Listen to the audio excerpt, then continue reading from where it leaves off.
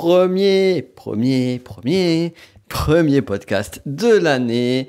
Donc, on va parler de ce qui va se passer en 2019. Mais avant toute chose, je te souhaite une superbe, une merveilleuse année 2019. Je te souhaite vraiment le meilleur. Je te souhaite vraiment de pouvoir apporter, contribuer au maximum autour de toi, ou de faire briller cette lumière qui est à l'intérieur de toi et d'allumer les lumières des autres par tout ce que tu vas entreprendre. Et bienvenue, avant toute chose, sur le podcast du business de la connaissance. Bon, tu le sais, je suis Nico Pen et je vais t'apprendre au travers de ce podcast, encore une fois, à transformer tes connaissances en or. Et avant de cela, on va parler d'objectifs 2019, de résolutions, d'ambitions, de projets. Alors, je t'ai déjà donné sur les précédents podcasts, sur les 2 précédents podcasts, surtout celui, pas le dernier, mais l'avant-dernier, de quoi bosser sur des définitions d'objectifs. Bon, ben moi j'ai fait le boulot, comme tu imagines bien. Je ne donne pas des conseils sans forcément les appliquer derrière. Non, quand je donne un conseil, c'est quelque chose que j'ai déjà appliqué, quelque chose qui marche. Donc, il me semble nécessaire de pouvoir rappeler ça, parce que c'est quand même un alignement qui, pour moi, est essentiel. Voilà. Donc, en termes d'alignement, forcément, j'ai défini mes objectifs, mes défis, mes grandes lignes directrices sur 2019. Fidèle à ce que je t'ai dit donc sur le fameux podcast précédent, je n'ai pas défini des milliers de choses. Loin de là. J'ai défini vraiment 3 grands secteurs, 3 grands sujets, on va dire, de vie. Et sur ces 3 grands sujets de vie, eh bien, il y en a un particulier qui est celui du business, sur lequel j'ai affiné un petit peu plus spécifiquement. Et donc, j'en viens à celui-ci pour déjà t'annoncer. Tu as peut-être vu passer, j'ai communiqué par mail, j'ai communiqué sur Instagram et il me semblait nécessaire de communiquer ici aussi. C'est mon défi, un espèce de défi un petit peu taré. C'est la première fois que je fais ça. Et c'est justement parce que je ne l'ai jamais fait que je suis super motivé et que je suis très curieux de voir ce que ça va donner. C'est un défi un peu du kit ou double. C'est le all-in, comme on dit en poker. C'est tu fais tapis et soit tu perds ta mise, soit tu remportes la somme. Donc ce défi, il est simple, c'est faire 11 111 abonnés sur Instagram d'ici fin 2019. Si j'y arrive pas, eh bien, je supprime mon compte Instagram, purement et simplement.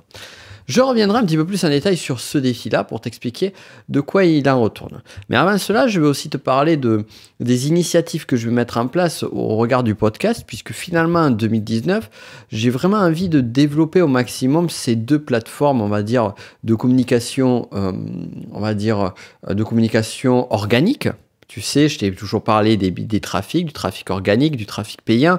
Donc sur le trafic payant, bien évidemment, je vais continuer à travailler dessus puisque je mets énormément de budget sur la publicité Facebook. J'ai mis plus de 30 000 euros de budget pub sur 2018. J'envisage bien de passer au step supérieur sur 2019 et de diversifier également.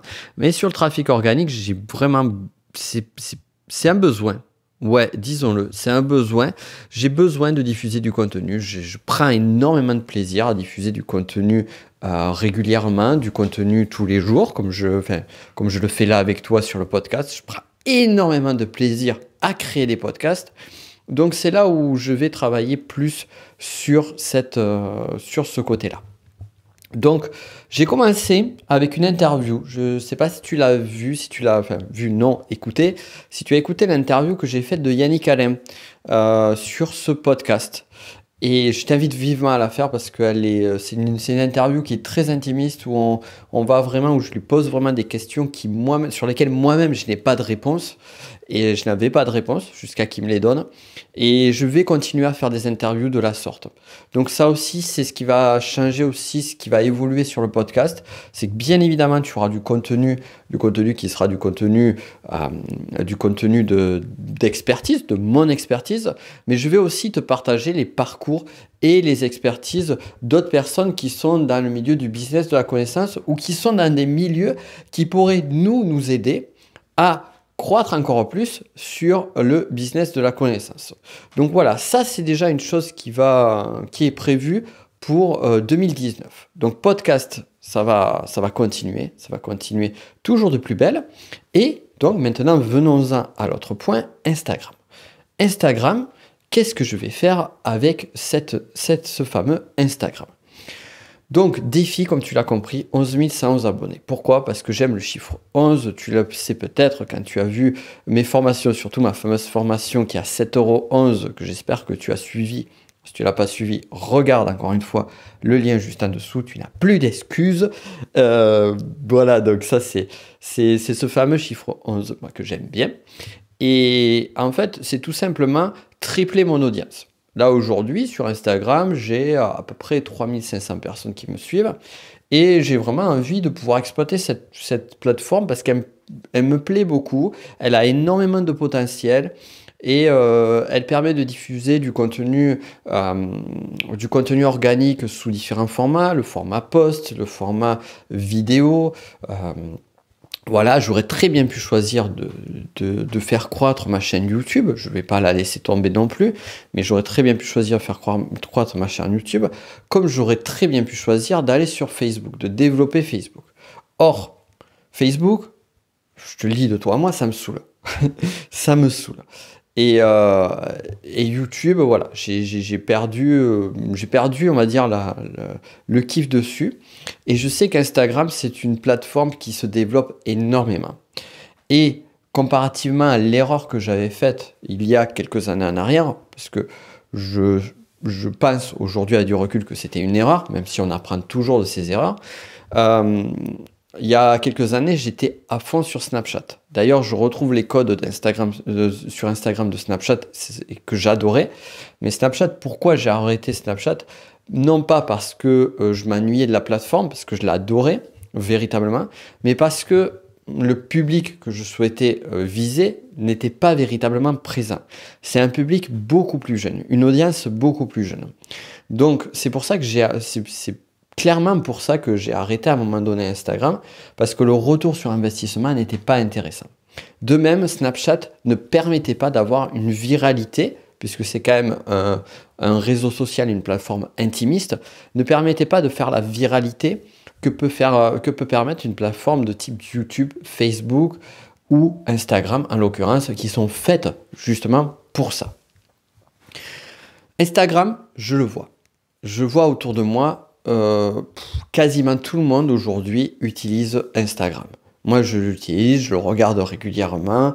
Je vois que beaucoup de personnes qui sont dans différents milieux, notamment dans le milieu du web ou autre, vont sur Instagram en tant qu'utilisateur. Donc, je sais que l'audience est là. De même, j'ai pu valider cela au regard de publicités que j'avais fait, notamment sur la plateforme Instagram, avec Facebook Ads. Voilà. Donc c'est là où je sais que le potentiel est véritablement présent. Maintenant, sur ce défi-là, pourquoi donc faire un kit ou double? Eh bien, je me suis rappelé d'une expression qui est de brûler des bateaux ou couper les ponts derrière soi.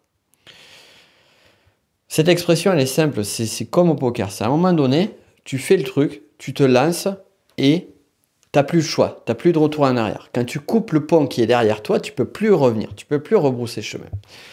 Et je me rends compte qu'à chaque fois que j'ai mis en place cette chose-là, sans forcément le vouloir, ça a toujours été difficile, ça a toujours été pénible, mais lorsqu'on le fait, eh bien du coup, on se débrouille, on se démerde, entre guillemets, excuse-moi l'expression, pour se sortir du truc. Le souvenir le plus fort que j'ai eu de ça, et peut-être que tu l'as vécu toi aussi, c'est le jour où j'ai quitté ma boîte.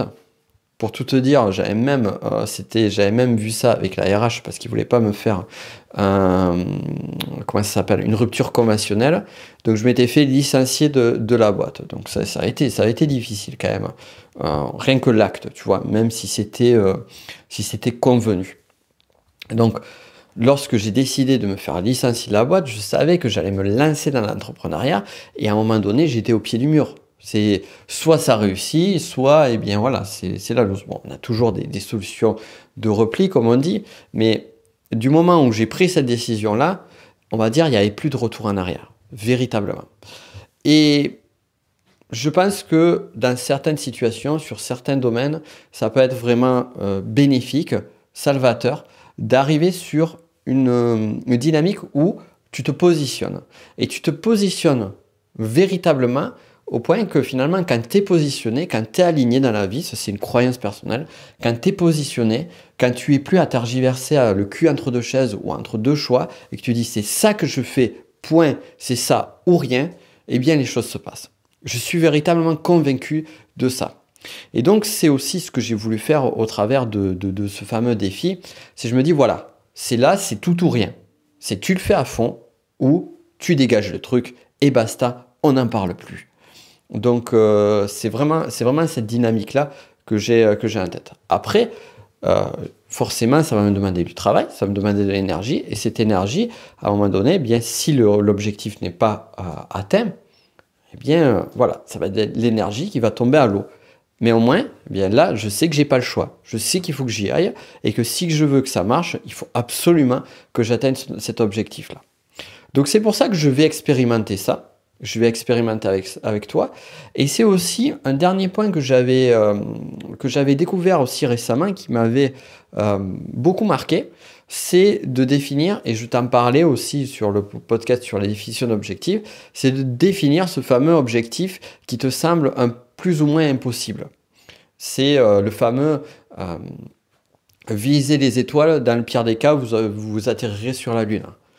Et là aussi, lorsqu'on définit un objectif qui semble assez fou, moi je vois là aujourd'hui cet objectif de multiplier par 3 mon audience Instagram. Alors aussi, là qu'on soit d'accord, c'est multiplier par 3 mon audience Instagram de façon naturelle. Donc je pourrais très bien, ça existe, c'est facile à trouver, tu vas sur des sites à la con style 5euros.com ou fiverr.com, tu peux très rapidement, en achetant moyennement quelques dizaines d'euros, des milliers d'abonnés sur un compte Instagram, Facebook ou autre. Chose que je te déconseille fortement, parce qu'après, en termes de visibilité, c'est pas forcément une bonne chose. Ça peut être intéressant, disons-le, stratégiquement parlant, ça peut être intéressant pour faire une preuve d'autorité. Cependant, si tu fais sur une plateforme style YouTube, Facebook et Instagram, je suis sûr que c'est la même chose, eh bien tu vas être pénalisé. Parce que tu vas avoir en gros une fausse audience. Tu vas plus avoir des robots qui vont te suivre ou des personnes qui vont te suivre parce qu'ils ont été rémunérés en retour, je sais pas, peu importe, que des véritables personnes. Donc du coup, ça sert à rien. Ça sert purement et simplement à rien. Voilà.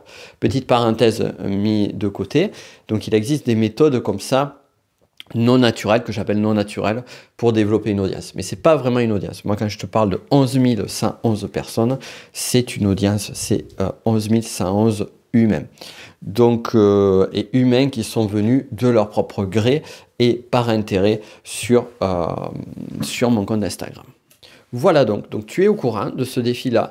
Je prévois aussi pour 2019 un très gros projet. Ça, je t'en parle pas de suite. Je t'en parlerai plus tard. J'attends de le mettre en place. Mais crois-moi que quand j'aurai lancé les premières choses, et puis parce qu'aussi il faut quand même laisser un petit peu de suspense, je te dirai tout ça. Voilà, donc c'était un peu beaucoup même un podcast Je raconte ma life, mais je suis convaincu qu'au travers de ce podcast Je raconte ma life, tu auras trouvé des choses intéressantes et utiles et pertinentes pour toi. On est le début de l'année, peut-être que tu as défini tes objectifs, peut-être c'est pas forcément top. À ce moment-là, je t'invite, il n'est pas encore trop tard pour les redéfinir. Si c'est pas fait, voilà, inspire-toi de tout ce que je t'ai donné là. Et bien évidemment, je t'invite à me suivre sur Instagram aussi, puisque je t'ai mis le lien en dessous pour Insta. Tu vas voir, je vais faire des trucs vraiment, vraiment sympas cette année.